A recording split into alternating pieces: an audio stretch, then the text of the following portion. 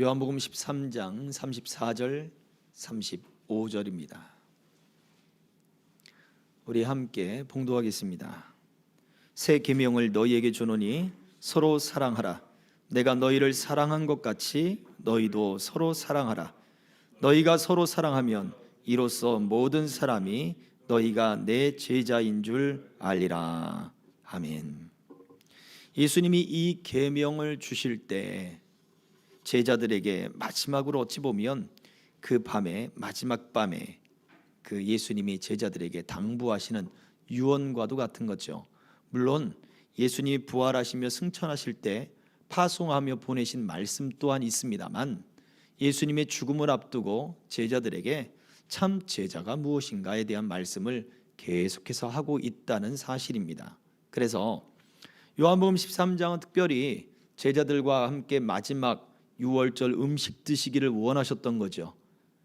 유월절을 준비하는 그 준비일에 예수님은 유월절 양이 되셨고, 유월절 양이 되시는 그 일에 예수님은 바로 그 양 잡는 날에 예수님은 운명을 하시게 된 거죠. 근데 그 유월절 양을 잡을 때 바로 그 유월절 식사를 제자들과 함께 했단 말이에요. 그러면서 유월절 식사를 한다는 이야기는 유월절 양의 그 고기를 놓고 같이 식사를 나누는 거죠. 근데 어떤 학자는 예수님이 유월절 양이 되셔 그 준비일에 예수님이 죽음을 맞으셨기 때문에 제자들과 함께 했던 식사, 유월절 그 식사 자리에는 아마도 유월절 양은 없었을 것이다 라고 이야기를 하기도 합니다. 왜냐하면 예수님 자신이 유월절 양이기 때문에 그래요. 비록 그들과 함께 양고기를 뜯고 먹지는 않았다 할지라도 예수님은 그들에게 떡과 잔을 나눠주시면서 이것은 내 몸이니라, 이것은 내 피니라 라고 하시면서 예수님이 나누어 주신 것 또한 있죠. 무엇을 말씀하고 있느냐? 유월절 양이 된다고 하는 것, 희생의 제물이 되고 화목 제물이 된다라고 하는 것, 하나님과 우리 사이를 연결해 주는 그 십자가의 그 은혜가 화목 제물과 어린 양이 되는 그 역할은 또한 사람과 사람 사이를 연결해 주는 제자의 사명이 된다라고 말씀하는 거죠. 그래서 예수님이 무엇을 하셨습니까? 예수님이 식사하던 중에 허리에 수건을 두르시고 그리고 나선 제자들의 발을 씻어주기 시작하셔요. 제일 먼저 누구를 씻겨줬을까요? 제일 먼저 베드로? 누구요? 베드로는 제일 마지막에 그 발을 씻어서 베드로에게까지 왔다 그랬어요. 그렇죠? 그럼 제일 먼저 누구일까요? 제일 먼저는 아마도 예수님의 품에 안겨서 식사를 하던 요한이 아닐까 생각해요. 그리고 예수님이 그 식사의 자리가 당시에 누워서 이렇게 왼편으로 거의 누워서 드러눕다시피 하면서 음식을 먹는 거였기 때문에 예수님의 바로 앞에 품에 앉은 사람은 요한이고, 그리고 예수님이 누가 예수님을 팔 사람입니까? 하고 요한이 물어보니 예수님은 저쪽 끝에 있는 사람한테 줄 수가 없잖아요. 누구한테 줘요? 바로 앞 사람한테 먹여주든지 아니면 뒷 사람한테 주겠죠. 예, 바로 뒷사람이 바로 가룟 유다일 것이다. 그래서 어떻게 됩니까? 괜찮아요, 놔두세요. 예수님의 제자 요한부터 시작해서 두 번째 가룟 유다의 발을 씻기고, 그리고 쭉 진행하다가 마지막에 말석에 앉아 있는 베드로, 그 베드로에게까지 이르게 되었다라고 보는 것이 맞습니다. 예수님은 가룟 유다의 발조차도 그렇게 처음부터 그의 발을 씻어줬다 이거예요. 중간에 건너뛰지 않았단 말이에요. 우리는 건너뛸 거예요. 아, 이놈의 자식이 나를 팔 거지. 속에서 열불이 터지는 거죠. 내 말을 안 들어? 이놈의 자식이. 이러면서 열불이 터지고, 두고 봐라, 내가 너한테 잘해주는가. 그리고 건너뛸 수가 있다는 말이에요. 사실 부끄러운 얘기지만 저도 건너뛴 적이 있습니다. 손님이 오면 그 갈치 조림을 하는 그 집에 이렇게 모시고 갈 때가 많아요. 처음에. 그래서 손님들에게 갈치 조림을 대접해드리고 그 다음에 이 볶음밥을 꼭 먹어야 된다. 그 집에서 볶음밥을 안 해줘요. 저도 배워서 볶음밥을 꼭 해 먹습니다. 그 양념에다가 밥을 넣어가지고 싹 비벼서 살짝 이게 살짝 구운 다음에 볶음밥을 떠주면 갈치조림의 양념으로 비벼 먹는 맛하고 전혀 다른 맛이 나는 거예요. 정말 맛있는 맛이 나는 거예요. 그런데 제 마음에 조금 불편한 분들이 오신 적이 있어요. 그래서 그분들에게도 맛있는 갈치조림을 대접해 드렸습니다. 여기만 있는 특별한 갈치조림이 있어요. 그런데 밥은 안 볶아 드렸어요. 내가 밥은 안 볶아 드릴 거야 속으로 꽁 해가지고 제가 그 마음을 가지고 나중에 회개했다니까요. 그 마음조차도 우리가 사람의 마음이 그런 마음을 가지고 있어요. 그런데 예수님은 어때요? 제자의 발을 씻어주는 거예요. 가룟 유다의 발도 똑같이 동일하게 씻기고 베드로에게까지 이런 거예요. 이것을 예수님이 왜 했냐 이거죠. 물론 표면적으로는 제자들이 서로 다툽니다. 누가 크냐 이런 다툼이 있죠. 베드로가 왜 가장 마지막에 베드로가 갔느냐, 가장 말석으로 베드로가 갔느냐. 가룟 유다가 보기 싫어서 갔다고 말하는 학자들도 있어요. 가룟 사람 유다이기 때문에 그 사람들과 갈릴리 사람들이 조금 이렇게 좋지 않은 그러한 감정들이 있다고 해요. 그래서 가룟 유다가 예수님 옆에 있기 때문에 저 인간이 저기 있어, 나는 반대로 갈 거야, 그 반대로 갔다라고 이야기도 하고, 지난번에 얘기했지만 베드로는 삐져가지고 예수님이 가장 낮은 자에 가면 예수님이 올려준다 그랬지, 그럼 내가 가장 낮은 자리 가야지 하고 갔는데 예수님이 안 올려주는 거예요. 너 베드로 왜 거기 있어, 일리 와. 땡겨줄 줄 알았더니 안 땡겨주는 거예요. 그 베드로가 삐져가지고 무슨 이제 뭐가 일어나는 거예요? 누가 크냐 이제 그런 이야기가 나오는 거죠. 너 왜 거기 가 있어? 내가 거기 가 있어야 되는데 이러면서 이제 막 그런 다툼이 벌어졌을 수도 있다는 거예요. 자, 상상입니다만 예수님은 제자들에게 누가 크냐가 중요한 것이 아니다. 천국의 제자된 사람들, 그리스도의 제자된 사람들, 그 사람들 유월절 양이 되는 하나님과 사람 사이를 화목하게 하는 지금 유월절 양인 바로 나 예수를 믿는 사람들은 하나님과 사람 사이를 내가 화목하게 해주듯 사람과 사람 사이에, 너희 제자들과 제자 사이에 서로 화목하게 해주는 이 사랑의 계명이야말로 너희가 진정한 내 제자인 것을 사람들에게 알리는 모습이다 라고 말씀을 해주고 있는 것과 같습니다. 자, 오늘 이 말씀이 우리 지난 주일날 말씀과 연관시켜서 생각해 봐야 돼요. 고넬료가 백부장 그 고넬료의 집에 베드로가 가게 되었습니다. 그냥 가게 된 것이 아니에요. 고넬료가 초청을 하고 고넬료가 초대를 해서 그의 그 집에 가게 된 것이죠.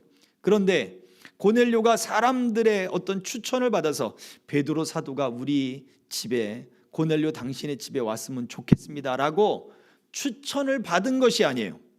누가 추천해 줬습니까? 사람이 아닌 천사가 추천해 줬단 말이에요. 천사가 나타나서 요바에 있는 베드로를 청하라 라고 이야기를 해줬단 말이죠. 생각해 보세요. 그냥 천사가 나타나서 예수 그리스도, 얼마 전에 베들레헴 예루살렘에서 십자가에 못 박혀 죽으신 그 예수가 바로 그리스도다, 그 예수가 바로 하나님의 아들이다, 천사가 그렇게 말해주고 갈 수 있잖아요. 천사가 말하지 않습니다. 베드로를 초청해라. 베드로는 예수님의 제자였기 때문에 그래. 베드로는 예수님을 증거하는 증인이었기 때문에 그래요. 증인으로부터 그 증거의 소리를 들어야 됐던 것이고, 제자로부터 그 예수님의 새 계명인 이 복음의 계명을 들어야 했던 거예요. 베드로 또한 복음을 전파하고 확장시켜 나가는 그 일에 예수님의 제자로서 사랑으로 그 계명을 이방인에게까지 전해야 할 그러한 사명과 깨달음이 있었어야 됐다라고 하는 거예요. 하나님은 이 모든 일을 위해서 천사를 통해 말하지 않고 예수님의 제자, 예수님의 증인을 불러다 놓고 그를 통해 말씀을 듣게 했습니다. 저와 여러분들 마찬가지, 오늘날도 마찬가지예요.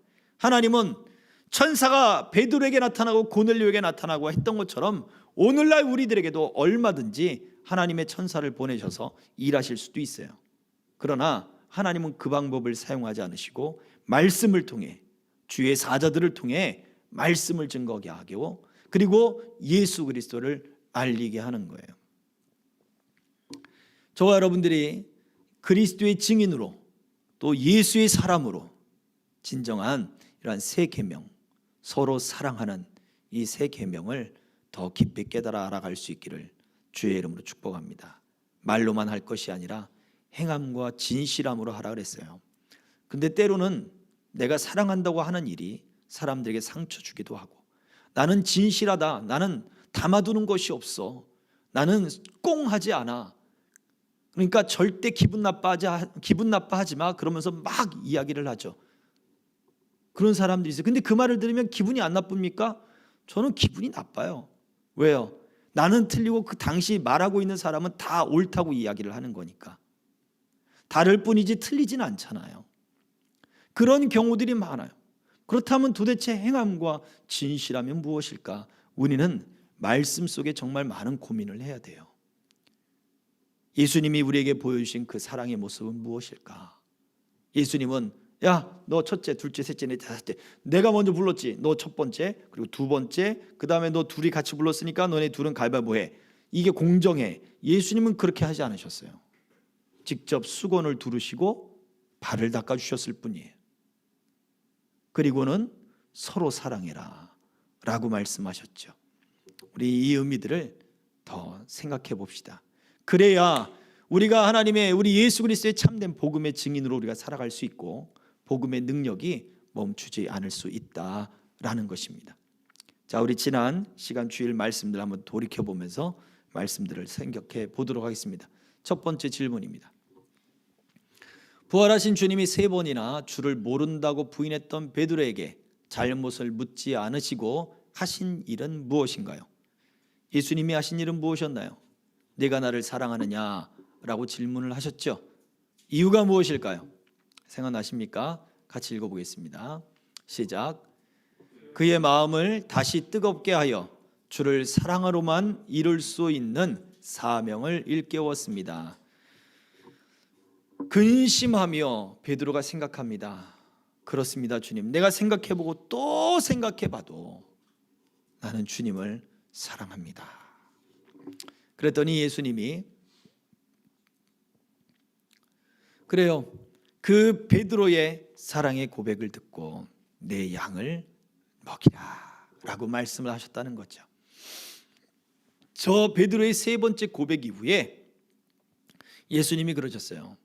이전까지는 네가 스스로 너의 띠를 띠고 다녔지만 이제는 다른 사람이 네게 띠 띠우고 너를 원하지 않는 곳으로 데려가리라 그랬어요. 내가 원하지 않는 곳, 다른 사람이 띠를 띠워요. 그런데 어떻게 하라고요? 그래도 양을 먹이기 위해서, 양을 치기 위해서, 그리고 그 양을, 주님의 양을 섬기기 위해서 사랑으로 행하라는 거예요. 그것이 베드로의 사명이었습니다. 이것을 일깨워주기 위해서 예수님은 베드로를 책망한 것이 아니라 그의 마음 안에 있는 주를 향한 뜨거운 사랑을 일깨워 주셨다는 거죠. 이것이 중요합니다. 왜요? 예수님은 편견이 없으시다라는 거죠. 너는 원래 그래 라고 하는 편견이 없다는 거예요. 너는 내가 매번 경험해봤지만 너는 이래 라고 하는 편견이 아니라 그의 안에 있는 뜨거움을 불러일으켜 주는 것, 이게 예수님의 방식이었다라는 겁니다. 두 번째입니다. 하나님께서 보자기 환상을 통해 베드로의 편견을 제거하려는 이유가 무엇인가요? 보자기 환상을 보여줄 때 핵심은 무엇입니까? 내가 깨끗하다 하는 것을 너는 속되다 하지 말아라 하는 거였죠. 자, 같이 읽어보겠습니다. 시작. 편견은 복음의 일을 가로막기 때문입니다. 그래요. 왜 예수님이 그 보자기 환상을 보여주셨는가? 이제 유대와 예루살렘과 유대로 확장된 그 복음이 사마리아로 확장됐고 베드로의 그 사도행전 10장의 이 사건을 통해 이방 땅으로 확장되어 나가는 일을 보여주기 시작하는 거예요. 이 사건이 예루살렘에서 난리가 난 거예요. 이방인들에게도 성령이 임했더라. 그 베드로가 똑같은 자기의 환상과 그리고 자기가 이방인의 집에서 경험했던 그 이야기를 그 예루살렘 교회에 와서 막 보고를 하기 시작합니다. 그래서 하나님이 이방인들에게도 우리들에게 주셨던 똑같은 동일한 성령을 주시더라라고 강하게 증거하더라라는 거예요.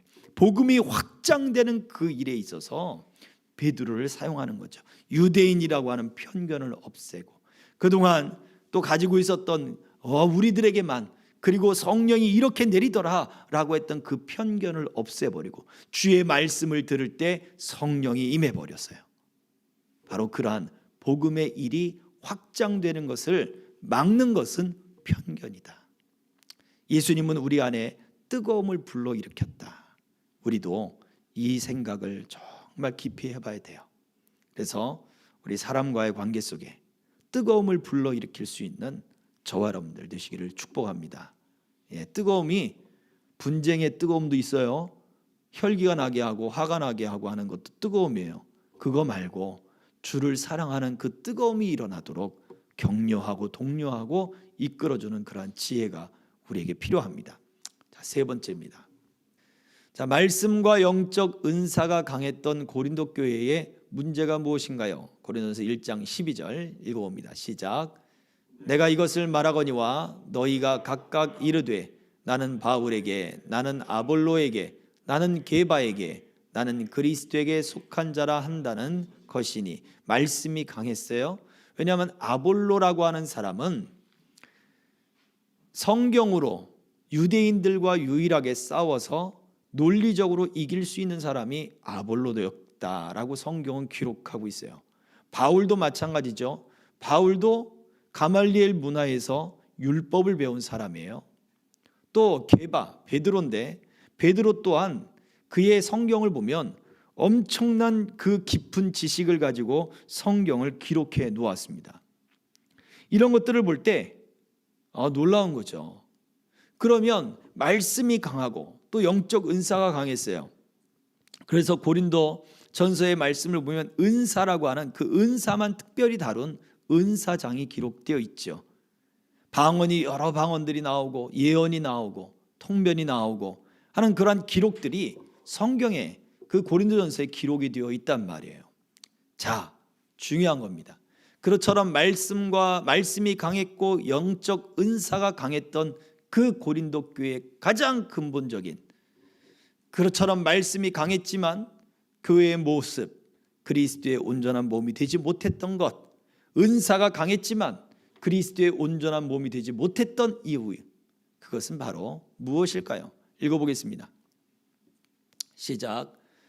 배움의 지식과 출신, 개인의 경험으로 복음을 해석하는 편견으로 분쟁의 씨앗이 움트고 쓴뿌리가 깊이 자라 복음의 능력을 막고 있었습니다. 배움과 지식, 이런 것들을 통해서 자기들이 개인적으로 경험한 것을 통해 나는 바울에게 경험했다, 나는 베드로에게 경험했다, 아니다 나는 그리스도의 말씀을 나는 직접 들었다, 아니다 나는 성경학자 아주 논리적이고 아주 이성적인 아볼로에게 들었다. 이게 지식과 자기의 경험으로 편견을 가지게 되는 거죠. 지역과 출신 경험 무엇입니까? 헬라인이냐 유대인이냐 그거 가지고 출신을 따지잖아요. 그러면서 이런 파가 나뉘고 저런 파가 나뉘고 하면서 깊은 그 분쟁의 씨앗이 쓴뿌리처럼 아주 뿌리 깊게 지금 고린도 교회에 내렸다는 거예요.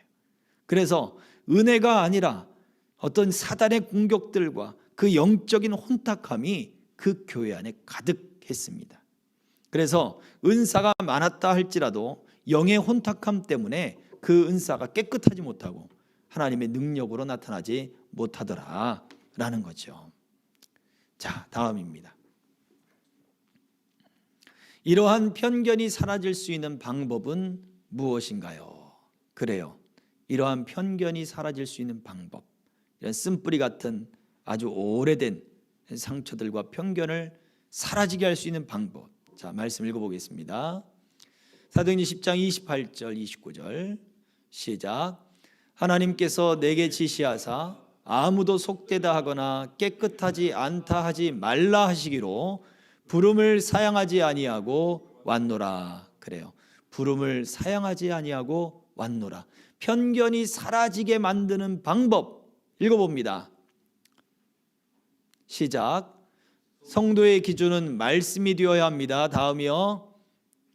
말씀에 따라 움직이고 말씀에 따라 멈추기도 하며 말씀으로 가치의 기준을 정해야 할 것입니다. 네, 이것입니다. 말씀의 부름을 베드로는 사양치 않았다. 말씀이 도전하고 말씀이 제시하는 것에 베드로 사도는 뜻을 알 수 없었지만 내가 하나님이 말씀하시고 말씀으로 부르는 것을 나는 사양하지 않고 내가 지금 이 자리에 왔노라 라고 말을 하는 거죠.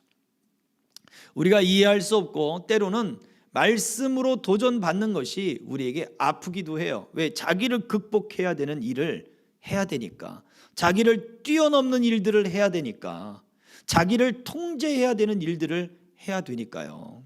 말들이 처음 사람을 태우게 될 때 그 말들을 통제시키기 위하여 훈련을 하게 됩니다. 그래서 말 안장을 얻는 것부터 시작해서 사람이 그 말 위에 올라타게 되면 그 말은 처음 있는 일이다 보니 날뛰기 시작하는 거예요. 그런데 그 날뛰던 말이 이제 그 말씀의 통제를 받기 시작해요. 자기 등에 올라탄 그 사람의 통제 아래 있게 돼요. 그때부터는 말이 온순해지기 시작합니다. 그리고는 말이 말을 듣기 시작을 하죠. 이랴 하면 가고 워 하면 쓰고. 근데 이것도 한국말이니까 한국 사람한테 훈련받은 말만 이 말을 통할 거예요. 몽골에 가서 이랴 하니까 안 가더라고요. 워 하니까 안 서요. 몽골에 몽골 말이 있는 거예요. 초 그랬나? 그래, 그게 가라가라는 거예요. 따라서 했습니다. 안 듣더라고요. 안 가요. 근데 몽골 사람이 초 하니까 가더라고요. 말에서 떨어져가지고 크게 다칠 뻔했어요. 자, 어쨌거나 누구에게 통제되어야 되는가? 우리는 말씀에 통제되는 삶을 살아야 돼요. 베드로 사도는 말씀의 도전을 받았는데 그 도전을 사양하지 않았다고요. 나는 유대인으로서 이방인들과 밥을 먹는 것이 불법입니다. 하나님, 나는 절대 못 가겠습니다. 그렇게 말을 할 수도 있을 텐데 보자기 환상을 보여주면서 내가 깨끗하다 한 것을 너는 더럽다 하지 말라. 하나님의 이 말 때문에 때마침 이방인들이 부르러 왔단 말이에요. 아, 이래서 하나님이 가라 하는구나. 너는 그들을 따라가라. 하나님 따라가는 거죠. 왜 가야 되는데요? 꼭 내가 가야 돼요. 그렇게 물을 만도 한데 베드로는 묻지 않았어요. 가라 하니까 가는 거예요. 그리고 나서는 하나님이 말씀하시겠지, 하나님의 뜻이 있겠지, 무엇 때문에 나를 불렀느냐 하고 고넬료 가정에게 또 묻게 되는 거예요. 그러자 고넬료의 식구들이 이야기를 해요. 여차저차해서 이러한 일이 있었습니다. 베드로가 놀래지요.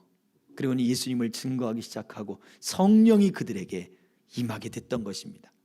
자, 이것처럼 하나님의 계획은 예수 그리스도의 증인이니까 제자가 가서 전해야 돼, 이런 논리적이거나 어떠한 이론적으로 하나님이 말씀해 주는 게 아니에요.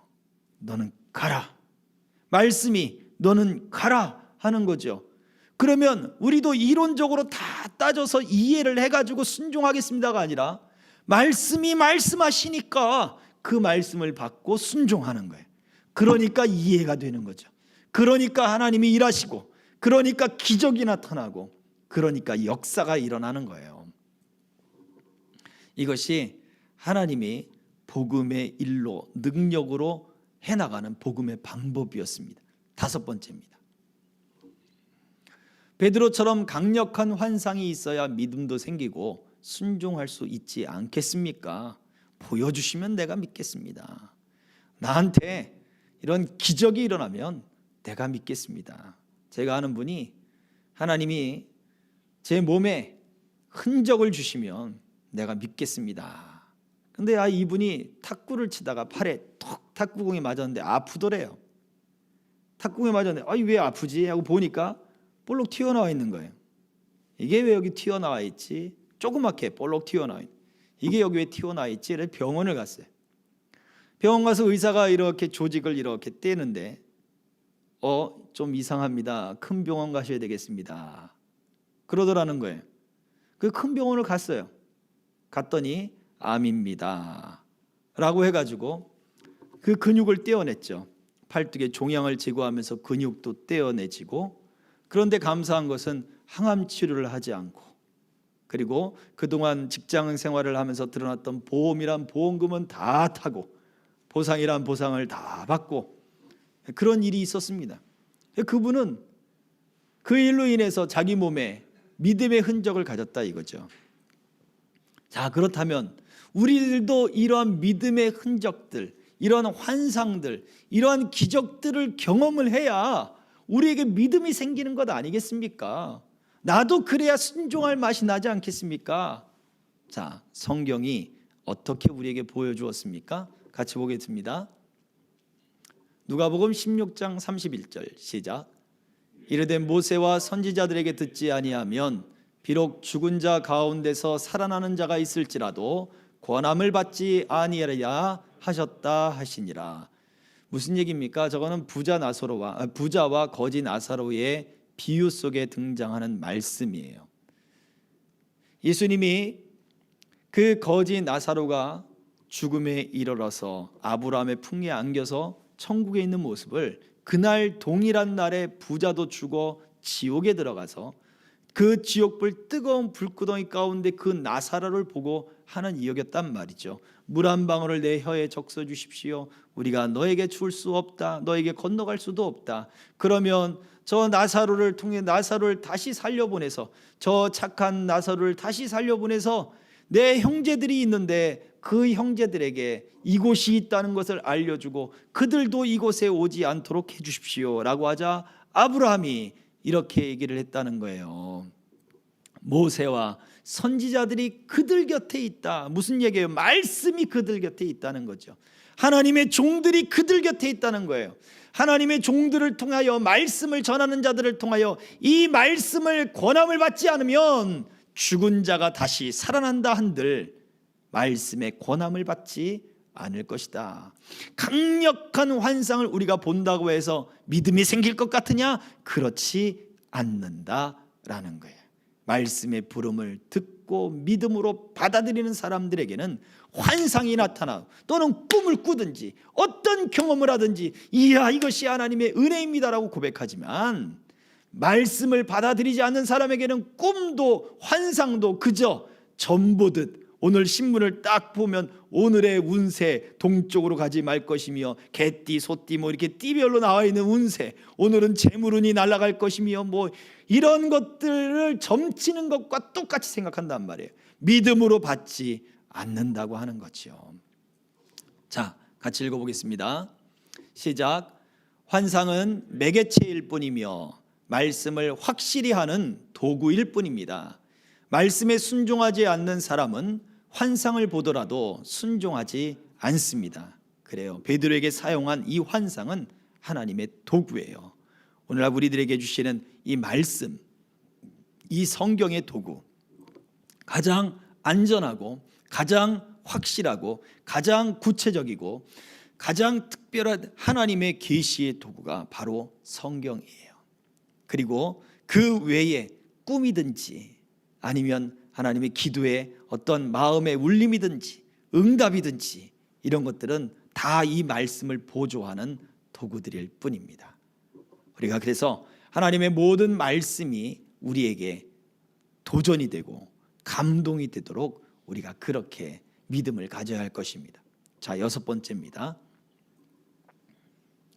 고넬료에게 나타난 천사가 예수를 그리스도라 증거할 수 있었지만 베드로를 초청하라고 하신 이유가 무엇인가요? 같이 읽어보겠습니다. 아까 다 이야기했습니다. 시작. 하나님은 증인들을 통해 예수가 증거되기를 기뻐하십니다. 고넬료와 그의 가족들은 예수의 증인인 제자 베드로를 통해 예수의 말씀을 들어야 했습니다. 이것이 복음의 방법입니다. 그래요. 증인들을 통해 증거되길 원하시지 천사나 환상을 통해 증거되는 것이 아니라는 겁니다. 저와 여러분들이 예수님의 증인이요, 우리가 서로 사랑하는 그러한 모습을 통해 참 제자의 모습이 나타나게 될 것이다. 이것이 복음의 방법이다. 하나님이 편견 없이 우리를 자녀로 삼아주시고 기다려주시고 받아주신 이유가 무엇인가 이야기해 봅시다. 디도서 2장 14절 시작. 그가 우리를 대신하여 자신을 주심은 모든 불법에서 우리를 속량하시고 우리를 깨끗하게 하사 선한 일을 열심히 하는 자기 백성이 되게 하려 하심이라. 그래요. 선한 일을 열심히 하는 자기 백성이 되게 하려 하심이라. 다시 하나님의 그 뜨거움을 가지고 하나님의 선한 일들을 편견 없이 베드로를 통해서 복음이 확장되는 것처럼 저와 여러분들의 삶을 통해 하나님의 복음이 다시 확장되고 하나님의 계획이 성취되기를 원하시는 거예요. 그래서 우리를 깨끗게 하시는 거예요. 그래서 우리를 베드로처럼 용서하시고 그래서 우리를 기다려주시고 참아주시는 거죠. 자, 읽고 마무리하겠습니다. 시작. 이제 우리도 하나님의 사랑의 일을 거룩하게 이뤄나가길 원하시는 것입니다. 그래서 제자의 새 계명 또한 서로 사랑하라는 것입니다. 아멘. 그렇습니다. 이 시간 우리의 말씀들을 생각하며 함께 기도합니다. 우리에게 이 복음의 일꾼, 복음의 능력, 이 복음의 이 일을 하게 하시려고 우리를 참아주시고 편견 없이 받아주시고 인내하시고 거룩하고 깨끗게 하시고 지금도 깨닫게 하시고 자라나게 하시는 것을 감사를 드립니다. 그러나 아직도 너무나 연약하여 주의 지혜가 필요합니다. 말에 아버지 하나님 지혜가 필요하며 말씀과 성령의 감동과 그 지혜가 필요하고 영혼을 품고 사랑할 줄 아는 하나님 그 뜨거운 사랑이 주님 우리 안에 필요합니다.